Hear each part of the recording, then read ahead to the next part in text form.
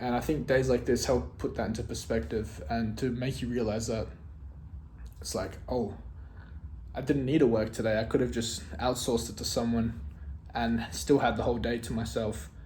But instead, I felt like I wasn't doing enough because I wasn't on my computer working. And that's kind of stressful. And I feel like that's where I need to go, okay, well, then I should probably put that responsibility onto a VA or onto a team member and have my mind on bigger tasks, on thinking of more ideas on how I can bring more traffic in, right? Or more clients, more money, whatever business you have.